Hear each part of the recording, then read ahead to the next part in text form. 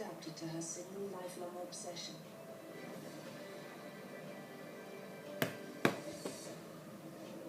Susan is the first female chess grandmaster. But she wasn't born with her brilliant brain. It was created by an extraordinary childhood. Susan is the living proof of an amazing theory that any ordinary child can be turned into a genius.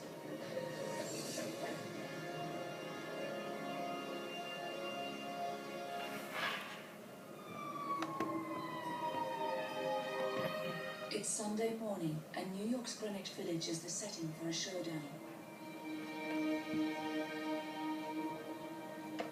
Playing white, Susan Polgar. Playing black, Paul Truong, a former US champion at a supercharged form of chess. Blitz. Each player must play the entire game in just 60 seconds.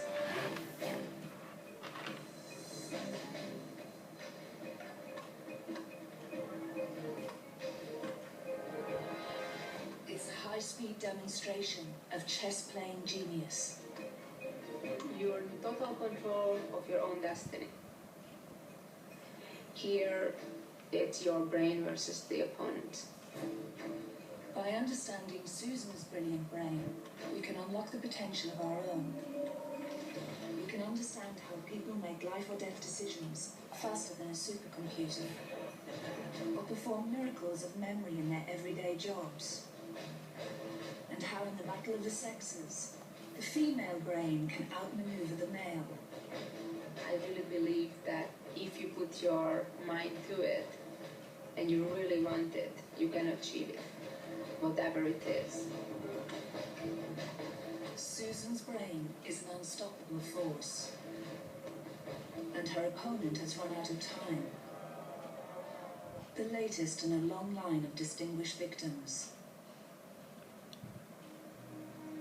Susan has competed on equal terms with the greatest names in chess, like Garry Kasparov, Anatoly Karpov, and even the great Bobby Fischer.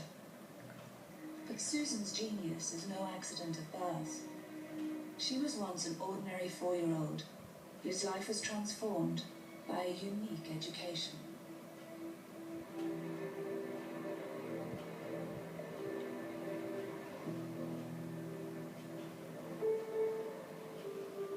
Susan Polgar grew up a world away from New York City. In the late 1960s, Hungary still languished in the iron grip of the Soviet Union. For the ordinary citizens of Budapest, daily life was a grim struggle to make ends meet. The future queen of the chessboard was hardly born a princess. That's the street I was born in, where I used to live for the first 10 years of my life. Yeah, wow. The house is still here. The closest side that you see was my room, and that's where I first learned to play chess. And then the second room was where my parents were sleeping and was kind of a living room. It brings back a lot of memories.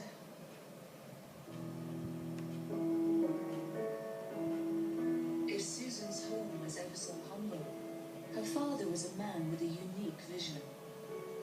A trained psychologist, Laszlo Polgar had made a deep study of the childhood origins of genius. The archetypal example was Wolfgang Amadeus Mozart. Already composing at the age of 5, he seemed to be the classic case of a child born with special gifts. But Laszlo noted that Mozart's father Leopold, himself an accomplished musician, gave his son early and invaluable schooling in his craft. Laszlo decided that specialized training was more important than natural talent, and he had an astonishing plan that would put his theory to the test. When Zsuzsa, or Susan, was born in April 1969, the Polgar family experiment was underway. Her father had already written a book called Bringing Up Genius, and it said that genius was not born, but made. It reads here a quote. A zseni egyenlő munka plusz szerencsés körülmények, which means a genius equals work and fortunate circumstances. By fortunate circumstances, Laszlo meant the happy home that he and his wife Clara would provide, and the hard work would be guaranteed by schooling Susan himself. My father believed that the potential of most children is not used optimally. He felt that there is not much I would get out of going to school daily. Laszlo planned to train Susan in mathematics, but she chose her own future by a happy accident. One day, unexpectedly, in a search for a new toy, I opened a cabinet and a chess set fell out. And I asked my mom, what is it? And she said, oh, this is a chess set, although I can't help you much with it because I don't know how to play with it, but wait until Daddy comes home and he'll teach you with pleasure. There was no history of brilliant chess players in the Polgar family. Laszlo himself was strictly an amateur.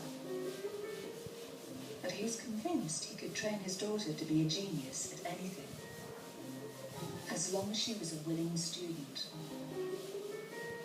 My father strongly believes that it could have been any other field and the very same methods would have been used. First of all, it's very important for the child to love the specific field, which in our case was chess. And then the rest comes easy. Easy, perhaps, if Susan had chosen music or science. But devoting her childhood to chess made the quest for genius much harder, for one reason. In the early 1970s, chess was totally dominated by men. Some of the world's best players believed that the female brain just couldn't cope with the game. A little girl was about to prove them wrong.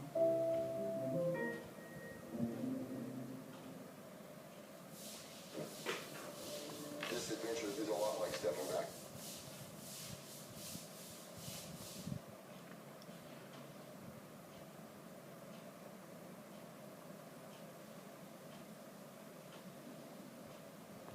Men never ask for directions.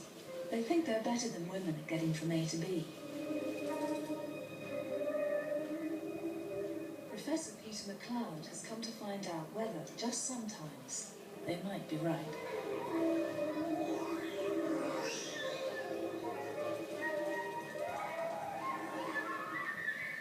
There are many stereotypes about the differences between the way that men and women solve problems, and although some of these stereotypes may be based on prejudices and biases,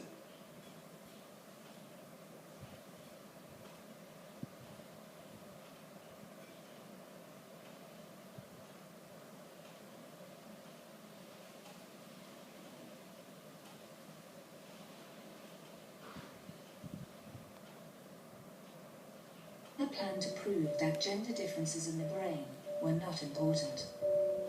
I definitely would agree that there are differences in brain, and men and women think differently. I'm not disputing that. It doesn't mean necessarily that one is worse than the other.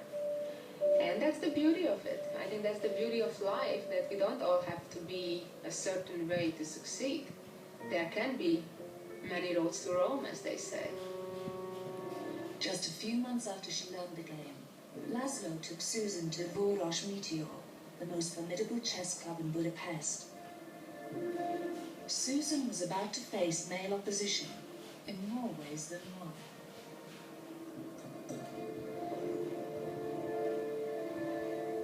Wow, I haven't been here in over 15 years, and this is the first place I ever came to a chess club. I first came here late 1973 or very early 1974. And, well, the place so far looks exactly like it did then. I walked in a room. It was full of smoke with elder men, them thinking that my father is looking for a game and just brought me along. Well, the reality was my father wanted me to have a game to see how I do against the members of the club. The club members thought Laszlo was mad. But if they were ready to humor a pretty little girl, they weren't ready for what happened next. Susan began the habit of a lifetime, beating men at chess.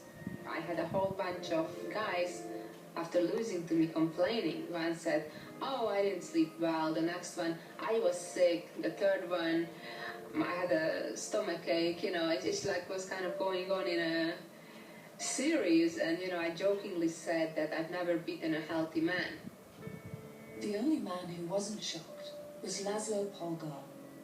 He was building Susan's training around a mental skill that didn't depend on either the left or right brain. Girls could master it just as easily as boys, and before long, Susan was literally beating men with her eyes closed.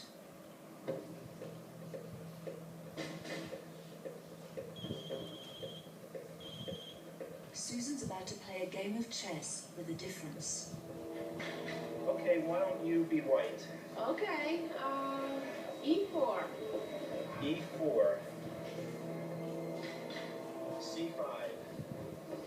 Knight to C3. Susan's friend Ed has the chessboard in front of him, just like a normal game. Knight C6. But Susan doesn't need it. She's playing the game in her head. The only board she needs is in her mind's eye. F5. Now you gotta be careful. Amateur players like Ed have to see the board to keep track of all 32 chessmen. I'll play G5. But Susan follows all the moves using her fundamental chess ability, memory. Playing without a board helps to train the memory, and Susan has been practicing since childhood. I'm going to sacrifice my knight now. Knight 35. You're sacrificing a knight? Susan can play up to 5 games in her head simultaneously. 5. Bishop takes G5. Rook E8. Rook F3. Knight E5. Rook G3. King F8. The queen's moving in for the kill. E to G4. Queen H8. Check. Now it's over. King E7. Checkmate. Susan, that's not a nice way to say hello. When it comes to chess, Susan can perform miracles of memory. In fact, she's doing something that should be impossible. An ongoing task like a game